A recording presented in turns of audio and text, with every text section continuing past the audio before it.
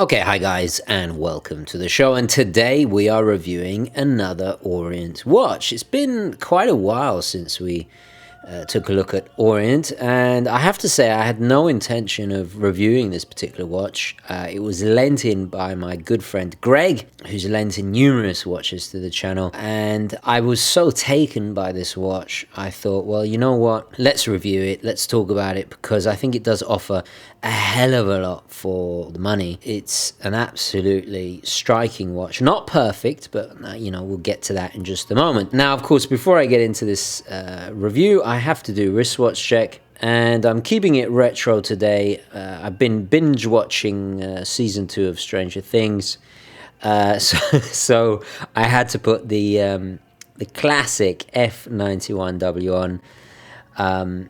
Yeah, still has that effect on me. Still brings back all those childhood memories. Anyway, the watch we're looking at today is the Orient Star. The reference number is SEL09001W0. And we did take a look at its cousin, the Orient Star Classic. Well, this is the Orient Star Elegant Classic. The Orient Star we featured many moons ago, donkeys ago, was kind of retro mid-century inspired. This very much is, actually, I gotta be honest, it reminds me of the Breguet Classique a lot. It's not a homage, it's completely its own thing, and that's what I do love about Orient. Now, Orient, if you're not familiar, is from Tokyo.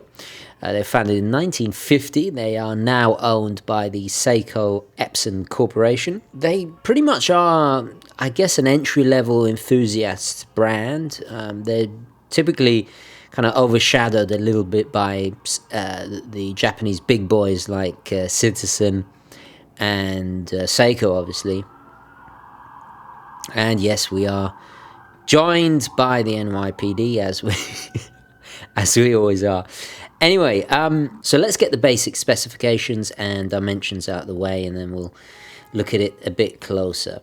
So it is stainless steel. It's rose gold plated with a high polish, completely high polish, and then we have a display back with just your standard stainless steel in a high polish. The glass is a wonderful sapphire glass. It does have AR coating, and it is extremely subtly domed, almost unnoticeable. A smooth bezel with just a little line engraved there. Very nice shaped lugs. They are drilled lugs. We have a signed non-screw-down crown. The water resistance is 50 meters. Now, it does come on a strap, and I am not a fan of the strap. We'll discuss it a little bit later. I decided to pop this beautiful... this is from a company called Tech Swiss that do real crocodile and alligator straps. I just thought for such a snazzy, elegant watch, I thought to elevate it somewhat and put a proper strap on it, and I think it really does work. It certainly takes it to a whole new level. So let's get the dimensions out the way. The diameter is 38 millimeters. We have a height of 13 millimeters. Lug to lug is 45, and then a lug width 20 millimeters, a really nice size and scale. So this obviously is an automatic timepiece. We have the date at the 3 o'clock and a power reserve at the 12. We have blued Breguet style hands. Now these unfortunately are not heat treated. These are actually painted blue, and it's to be expected. This is on the market for under 500. I've seen them go for as little as 250, but you'll typically find them between $300 and $500, and I think it's incredible value for money. But the main attraction has to be that quite striking and very enticing dial. It really is the business. We have so many different textures going on. The printing is done immaculately. We have a cream color, then with a center section that is kind of waffle texture, framed beautifully by a little fluted edge. Then we have another section where the Roman numerals are printed that has tiny little concentric circles. And then finally, all of that is framed by a rail style minute track running around the outside. I think there's a beautiful balance to it. I think everything is positioned really nicely. There's a really good sense of symmetry going on. We have the Orient Star insignia, because this is the kind of higher end of Orient's line. The insignia is actually in a rose gold to match the finishing of the case. It's very subtly done. I love it. Even the printing is extremely thick and substantial. It almost has a three-dimensional aspect to it. Now, I did switch over the buckle as well. We're going to have a signed rose gold buckle. So I popped it on the crocodile strap, and it just finishes it off nicely. So traditional Tang style buckle. The attention to detail is remarkable, really beautifully done. I love the addition of drilled lug holes. It's certainly going to be a strap monster. Dress watches are wonderful to pair with straps, and I must say it exudes a classic elegance. It's a very, very classic dress watch. So let's turn it around and we see the movement there. So as you can see by the rotor, an automatic movement, and this is the caliber 40N52. So 22 jewel movement, operates at 21,600 vibrations an hour. It is modestly decorated. We have some pelage work, a semi-skeletonized rotor there, signed again with the Orient Star insignia. If we pull out the crown all the way, you'll see it is hackable. And if I pull it out to the first position, we have a quick set date. If we put it back to the first position, we have manual wind. And as the power reserve indicator suggests, the power reserve is 40 hours. Performance-wise, Orient specify that the tolerances are about plus 25 to minus 15. However, I got to say this piece here is operating well within COSC. It's almost plus 2, which is just phenomenal, and they've been known to perform extremely well. Orient movements are very, very impressive, completely in-house made. They're built by hand and only supplied to Orient. So Orient, unlike, you know, Citizen, Miyota and Seiko, Orient make their own movements for only Orient. They are fairly simplified compared to an ETA, but they are designed specifically to last longer and for high performance efficiency. While, yeah, quite rudimentary, they are absolute troopers. So let's pop this dazzling little beauty on the wrist and see how it wears. And look at that, guys. Look at that. Even on my skinny little wrist, it wears beautifully. It really does sit nicely. The lugs angle down wonderfully, so the strap just hugs the wrist very nicely indeed. It's extremely comfortable. A little bit tall. I would have preferred it to be slimmer, but we'll discuss that at the end. The weight is about 65 grams, and despite being, you know, with no loom or anything, it is rather legible. The dial, or the main dial, is quite wide. The bezel is on the smaller side compared to let's say a Datejust. As a dress watch, I think it works wonderfully well.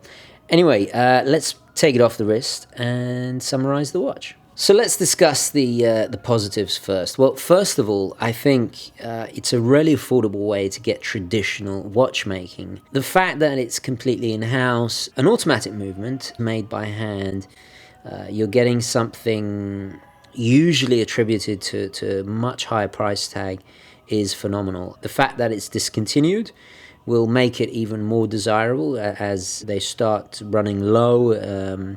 Right now, I think they are a bit of a sweet spot. It's a bit of a forgotten Orient Star.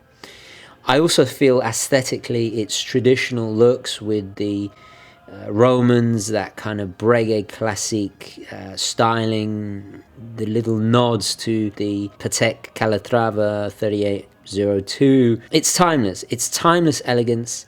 It's very bewitching. It looks far more expensive than it really is.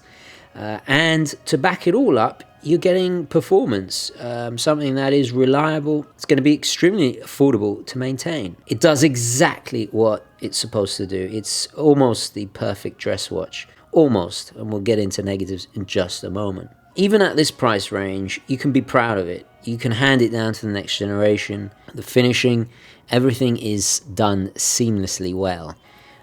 It has that longevity to its look. There is no other word but classic to describe it. So you notice I said almost perfect. So what are the negatives? Well, first of all, I think the strap, without a doubt, is leaves a lot to be desired. It's such a shame that such a splendidly done watch is let down by the strap. It's a bit cardboard feeling. While I think the color complements the watch perfectly, you really have to put something of your own. And I even was considering putting this beautiful Hirsch. This is a little bit more affordable than the genuine crocodile. Unfortunately, the buckle, this one doesn't taper enough, so the buckle was not compatible. But just imagine the blue Hirsch there to echo the hands, the blued or faux blued hands. My second negative is the height. I wish it was a little bit slimmer. Is it really necessary to be automatic? I would have loved to see a manual wind version of this movement. Imagine it a tiny bit slimmer, it would be incredible. It would slide under the cuff even easier. That quest of watchmakers in the mid-century to all competing to make thinner watches as it was a sign of higher watchmaking and craftsmanship. Its stubbiness, its chunkiness does detract a little bit. It's hardly noticeable. My third negative is the blued hands. While, you know, it really isn't noticeable, especially when it's on the wrist, and to anybody that isn't a watch nut or enthusiast, you're hardly going to notice. It does play with the light nicely. You know, it does what it's supposed to do. However, I would be willing to pay more and have it, you know, properly blued. You can't replicate real blued hands. It has a luster to it that is unmistakable. But again, this is something that a real hardcore watch enthusiast is going to worry about. Most people, it does the job, and you know, you even have the power reserve indicator is also blued. Nice attention to detail. I would have loved to see perhaps the date at the 6 o'clock. I feel it breaks the symmetry a little bit. The date window is also a tiny bit small for the numbers. The numbers, as you see here with the 25, they're touching the edges. A little bit clumsy, but very minor detail. I almost would prefer no date at all. Had this been manual wind, a little bit thinner, with blued hands, I'd be willing to pay $1,000, and even, you know, step up the decoration on the movement a bit. Is the display back necessary? I would have sacrificed it to be a bit slimmer. Yeah, why not? This watch really could have been perfect, but again, we're looking under $500. I can understand they have to cut costs with the straps and to keep it affordable, but you're still getting so much for your money. I think it is a really excellent value proposition. You can wear it with pride. It really is made in Japan. Not everybody has to or needs or wants to spend a ton of money on a dress watch, especially if it's something you don't wear that often. Perhaps you just need a dress watch for formal occasions like a wedding or something like that. You don't want to spend thousands. This is an excellent way to go. And even if you only wear it once in a blue moon, you pop it in a drawer, it's always going to be stylish. It's always going to look the business, because that is what the main appeal and strengths are of buying a classic looking timepiece like this. This size, it's a unisex. I mean, it was intended for men, but my wife absolutely adores this. She'd definitely wear it. So without a shadow of a doubt, it is pure class. Splendid little watch, and great that it's at a modest size. Any bigger, it would have been too clumsy and too unrefined. So yeah, an amazing little watch. Anyway, guys, that's it. Big thank you to Greg again for lending it in. Let me know thoughts, queries, comments, opinions, all the rest of it down below. Thank you so much for watching. Please don't forget to like this video if you enjoyed it and found it useful. And as always, guys, I will catch you in the next one. Okay, ciao.